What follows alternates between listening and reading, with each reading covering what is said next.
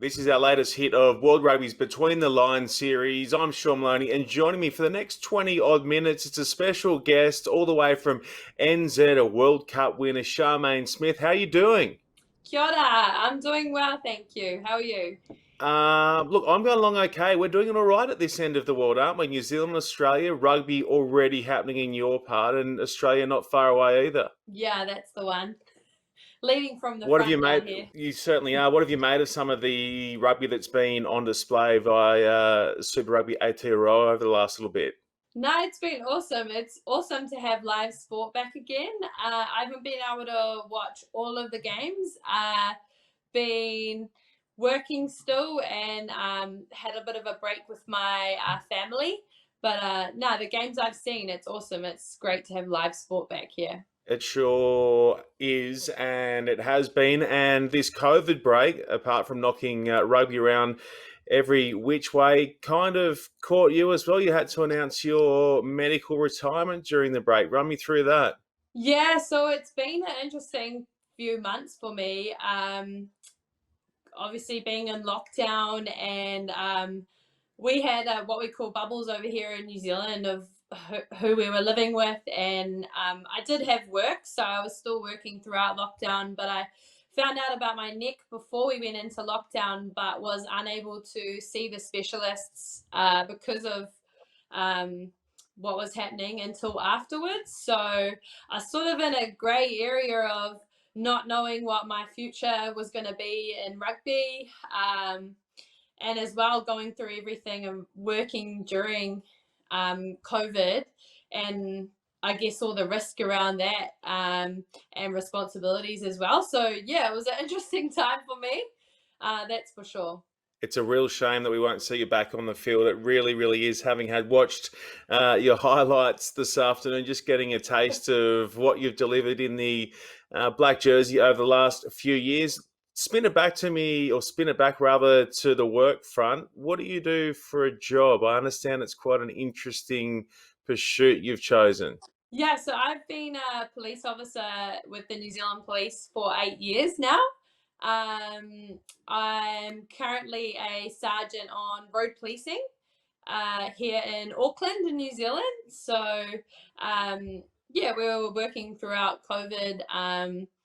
I was a police officer before I was a rugby player. So, my police family have been um, with me along my whole rugby journey, and very supportive of it, and of me and my sporting aspirations as well. So I'm very lucky to have them, and very lucky to have uh, a career to not fall back on, but I guess focus on now that my rugby career has ended so suddenly. What got you into wanting to do that for a job? I'll get to rugby in a second, but why did you choose being a policewoman as your line of work? I guess uh, wanting to serve our community, my community, and uh, I think just a desire to help people, and I get to do that in my job. I get to meet people and actually see that I'm making a difference. So that definitely is the main reason why I joined. I was a young 21-year-old, and yeah, I guess I didn't really know what I was getting myself into, but I certainly have learned a lot growing as a person, as a police officer over the last 8 years, that's for sure. And I love my job so much. Well, that's unreal that you can swing straight into it now. What about the rugby side of things? How did you find yourself with a pair of boots on? Okay, so do you know what netball is? Are you kidding I me? I'm played netball. Australian, of course. We beat you more often than not when it Oh, comes that's to right. netball, But we're Charmaine. the current world champions, right? We're the current world champions. Okay, The I'll Silver give you Ferns, that. yeah. Yeah, I'm kind of across netball. Yeah, let's go that way. Yeah, Netball was the yeah. segue, was it? Yeah, so I played netball. I actually played with Portia, sort of amongst Portia Woodman and Kayla. Like they were better than me. But I played. I was a little bit older than them, but played netball against and with them sometimes. So obviously they transitioned to rugby before I did. And some of the other netball girls that I was playing netball with were like, oh, we're going to put in a sevens team and we're going to go to the sevens tournament. And I was like, yeah, I'll jump in and come along. And sure enough, like, I just loved it, just so much freedom, and just get to grab the ball and run and tackle people. And then I really didn't look back after that. I gave up netball and decided to focus all my efforts on rugby, and I really enjoyed sevens. I didn't even know really what 15s was, but had this coach, Bill Wigglesworth from North Harbour here in Auckland, and he was like, Shah, you need to play 15s because we don't have enough sevens in the country to develop your skill, because I was 25 years old and I'd never touched a rugby ball like on a field or anything like that. So jumped into club rugby 15s and found myself after 5 games of that with the opportunity to play for the Black Ferns in a test match against Canada, which was pretty interesting.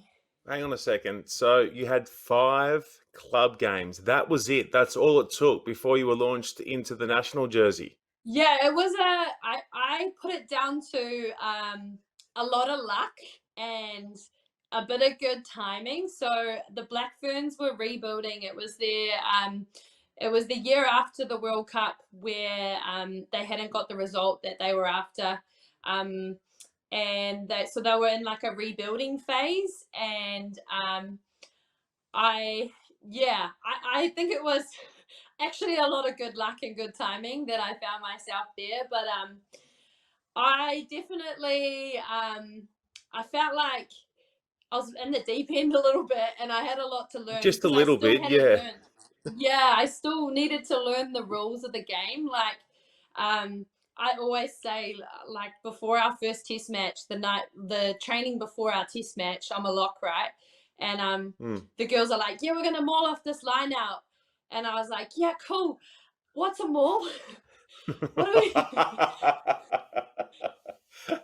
So yeah, they were like, who is this girl? What is she doing here? But my mum actually brought me a rugby rule book. Erin Cruden has this rule book, and I've still got it actually somewhere.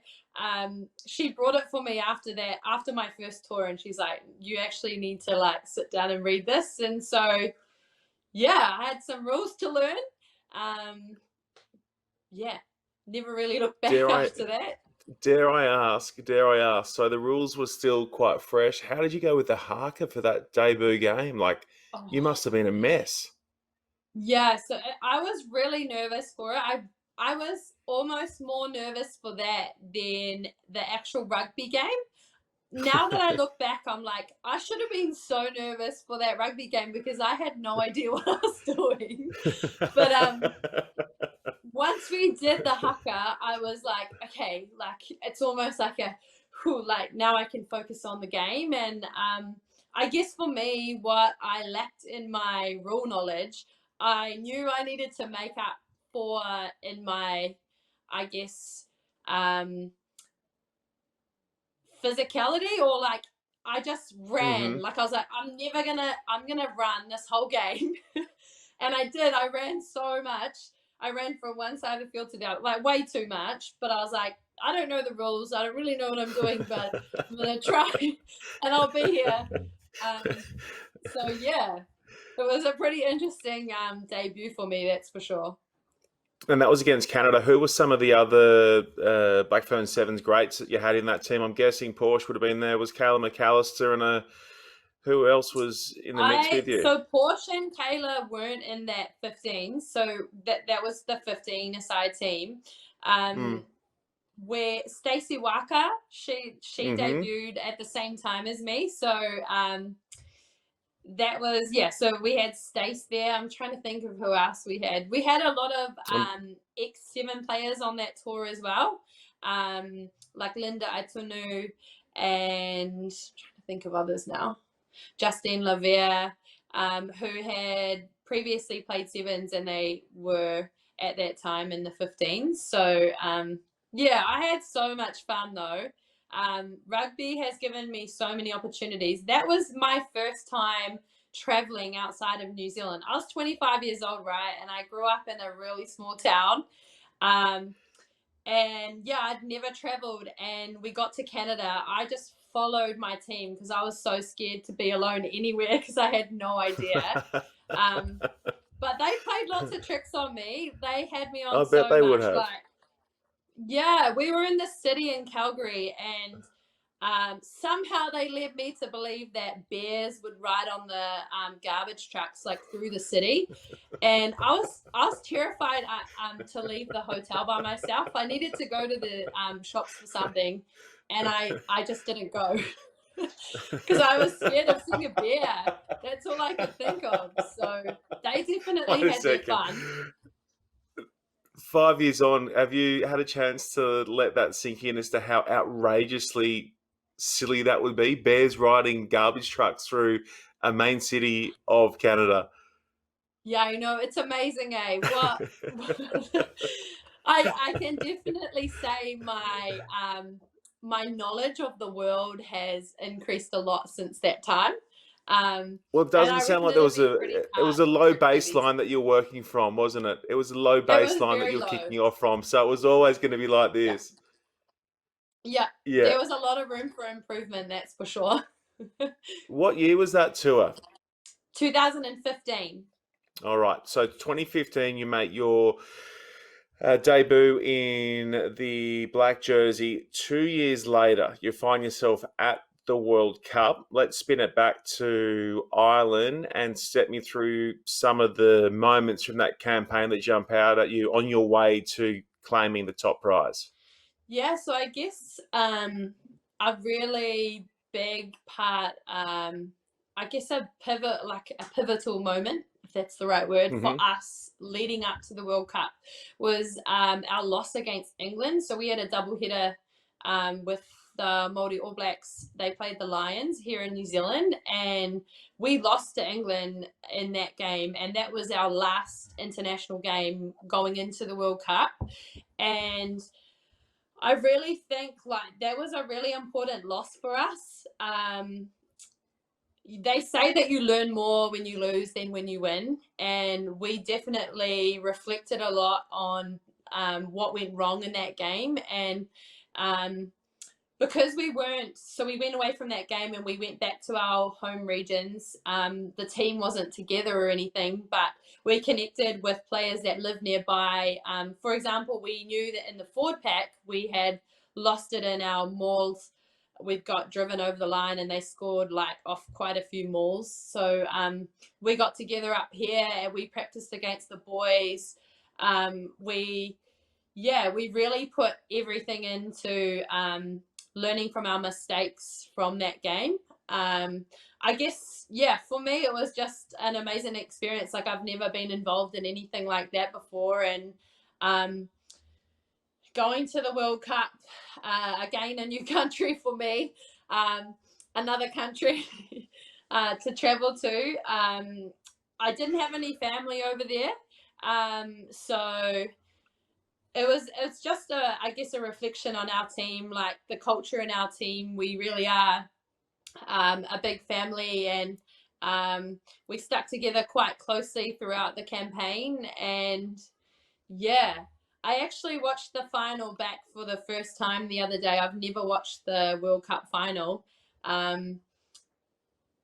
Yeah, just really, I just loved every minute of being over there, and that whole World Cup just really feels like a dream. What's it like watching back a moment or a collection of moments in a game of that magnitude? It must be quite surreal, is it? Yeah, I feel like I'm watching a different like when I watched the game, I was like, is that even me? I feel like I'm watching a different person. Um, Yeah. yeah, like you don't really, it's there's so much going on, and there's so like you have to focus on your role. There's a lot that you don't take in because it's too much. So Mm. I guess it sort of shows how focused I was heading into that game. Like, I didn't even recognize, like, I guess I was just focusing on my role, and there's lots of things in the game I was like, oh, I didn't realize that happened. Like, I just had no idea. Too Yeah. busy worrying What about what about lineouts I was going to call. and what a maul is? 53 minutes Yeah. in, you find your way over the line. What is it like watching that particular passage of play back? Do you know what? That's a funny story as well, because I think it was a day or two before the final, right? I never stopped learning when I was in the team. Like, I learned so much. And a day or two before the final, our coach, Glenn Moore, actually taught me that you can score a try like that, like up against the Mm. post. So if that game had been played a few days earlier, and without that conversation, I actually wouldn't have known that I could have done that. Was it not in Aaron Yeah. Cruden's rule book? Maybe Crudes needs to republish with that little line in there for you. Yeah, he needs to add it in. But I actually think that that rule has changed. You can't do it It anymore, like has. it You're recently. right. Yeah, Yeah, it's they've gone. taken It's it gone away. back the other. They've taken it right back. It doesn't matter. Your name is still on the score sheet. That game ended up being fairly close. It was such a high scoring game over there under the refereeing of Joy Neville. The moment hits, full time whistle goes. Who do you start celebrating with? And then what's the first thought that kind of goes through your mind? I think celebrating with whoever was closest to me.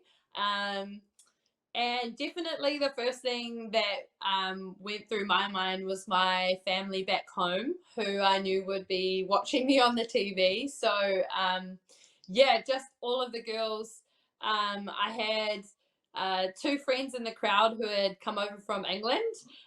So Hmm. finding them afterwards in the crowd and just really enjoying the moment, because um, not many people get moments like that, and you don't know if you're gonna get a moment like that again in your life. So yeah, just trying to take it all in.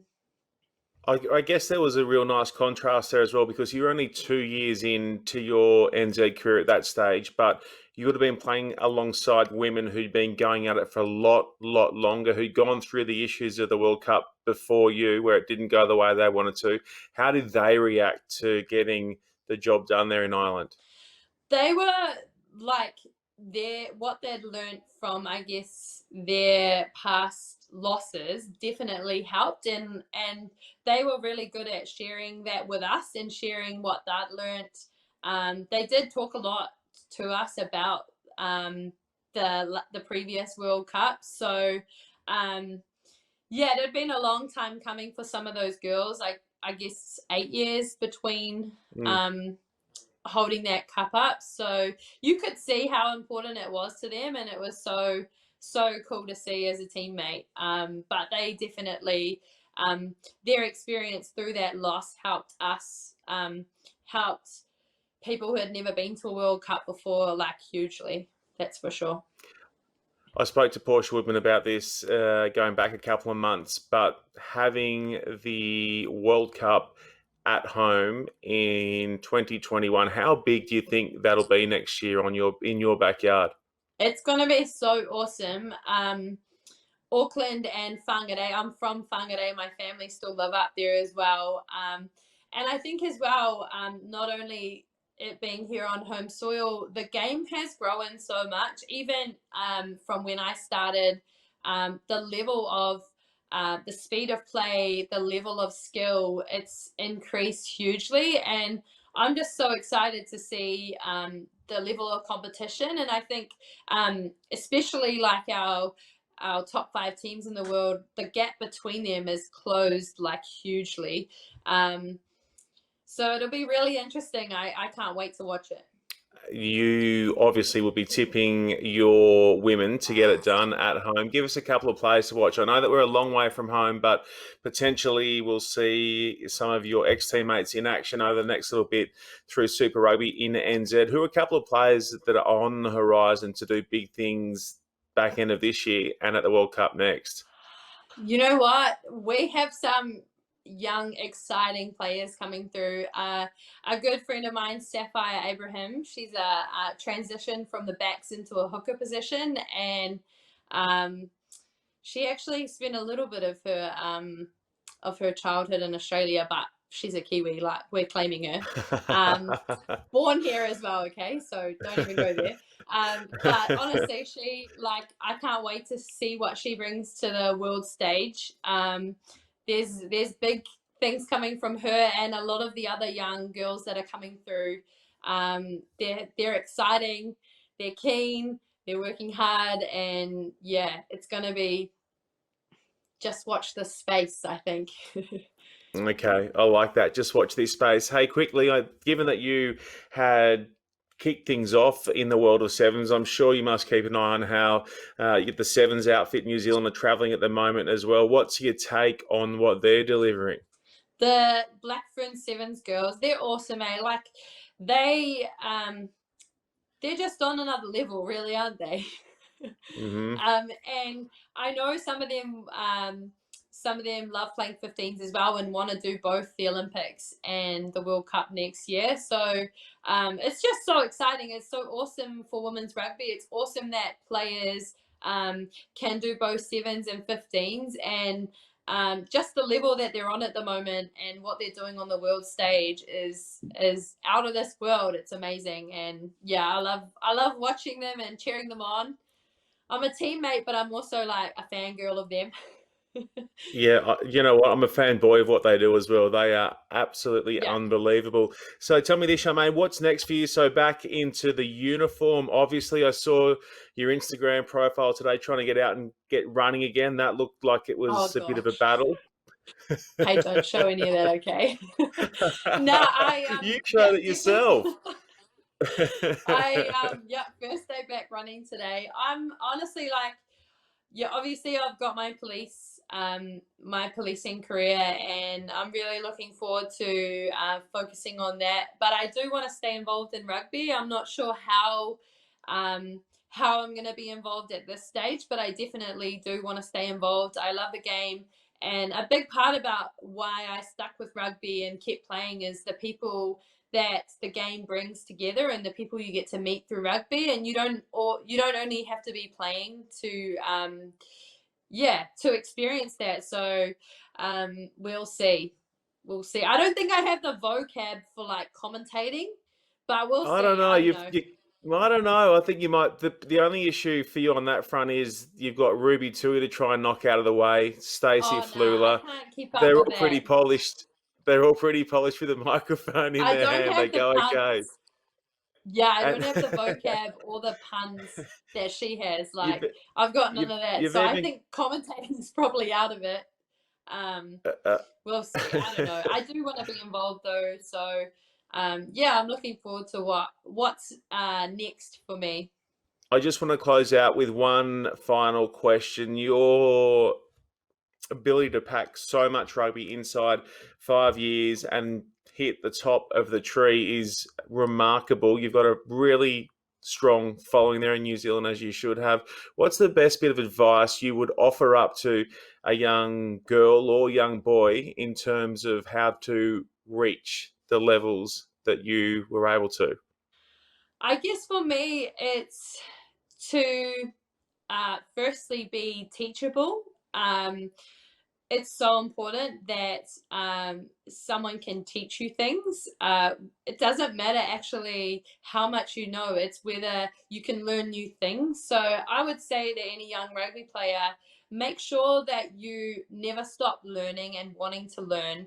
Find out the best way that you learn. For me, it was a book with everything written down in it and then going out and doing it. Never stop learning and never stop wanting to improve yourself and reach, I guess, your ultimate performance. Because if you keep doing that and growing, then anything is possible. Look what I did. It's certainly, I know. Look With what no you did. knowledge. You are the living embodiment of it. Charmaine Smith, thank you so much for joining World Rugby's Between the Lines. Hopefully, we get to see your face somewhere over there in your home tournament next year as New Zealand look to get the Women's World Cup rolling in 2021. Thank you for having me. See you around.